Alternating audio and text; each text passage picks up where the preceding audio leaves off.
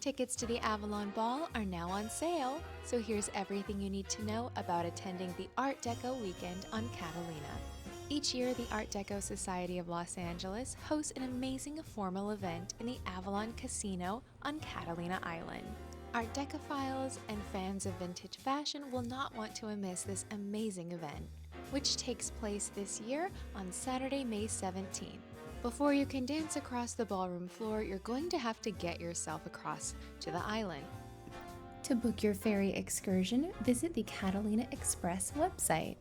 Choose the best port of service for you and available ticket options.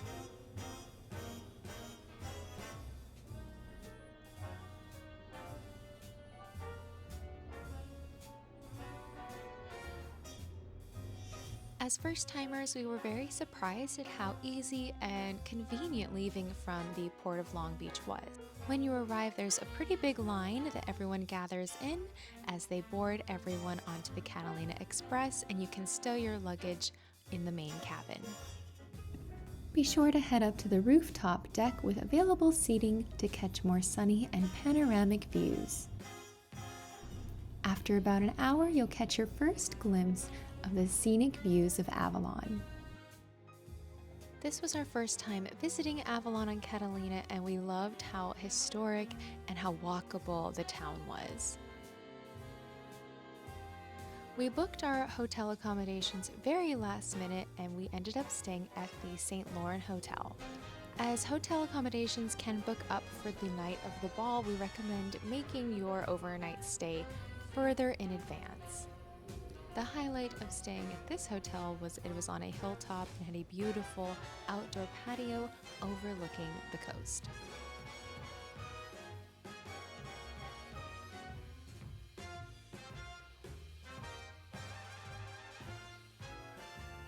The hotel room was tidy and comfortable. One thing we wanted to make sure our accommodations provided was air conditioning, since it could be quite hot on Catalina Island. The benefit to booking an overnight stay the night of the ball is not only do you have a place to crash after the event and you don't have to catch that last ferry, you have a dedicated space to get ready or have a rest before the night begins.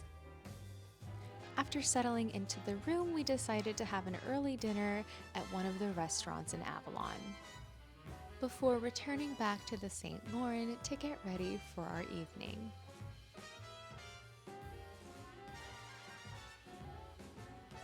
Our tickets to the Avalon Ball were my Christmas gift from Dylan that year, and I had every intent on making it an evening to remember.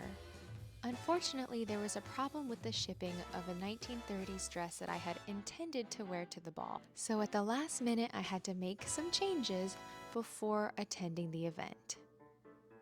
Instead, I purchased a 1960s evening gown that was on my wish list from Etsy, and just decided to go with more of a James Bond feel for our visit to the Avalon Casino. To reduce the amount of time it would take me to get ready, I pin curled my hair the night before. I was able to find Dylan a white dinner jacket from Etsy that I thought paired very well with my evening dress. We grabbed a few pictures on the rooftop balcony before heading over to the Avalon Casino.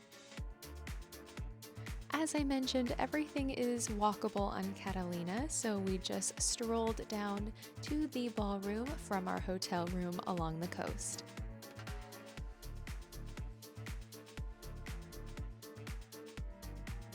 And while the event starts at 6 p.m., we arrived fashionably late, I suppose, because the line was already gone. The exterior of the Avalon Casino is absolutely breathtaking, so definitely be sure to get some photos or video before you head inside. The check-in process was also very easy, just scanning our QR codes on the phone. To the left of the casino is a beautiful waterfront area, perfect for catching the last glimpse of the sunset. This was also another great photo spot without having to worry about any other guests being in the pictures. As you head inside the building, you are faced with a couple of ramps in order to make your way upstairs to the ballroom.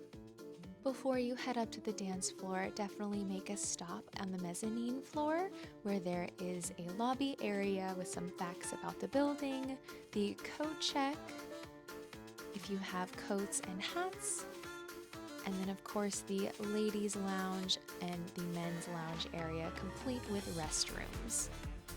This was such a beautiful space with lots of available mirrors and couches. The top floor of the casino, of course, is where you'll find the Avalon Ballroom. Ascending this final ramp really feels like you are traveling back in time, hearing the big band music, and then finally seeing all of the couples dancing across the floor. The ceiling was absolutely breathtaking.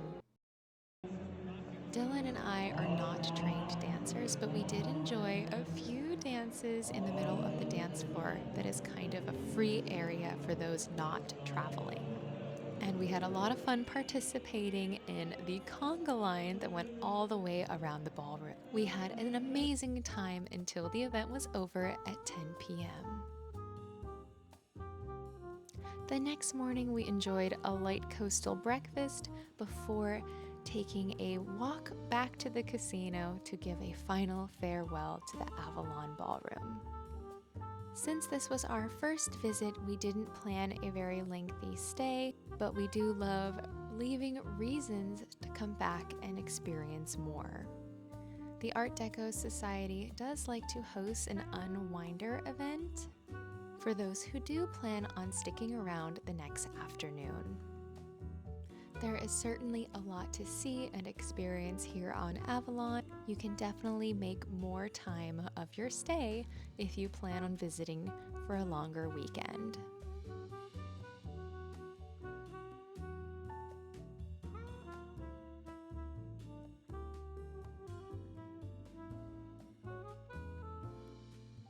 We have purchased our tickets for the 2025 Avalon Ball and cannot wait to attend this event with my parents this time. And I'm so excited to share this experience with them.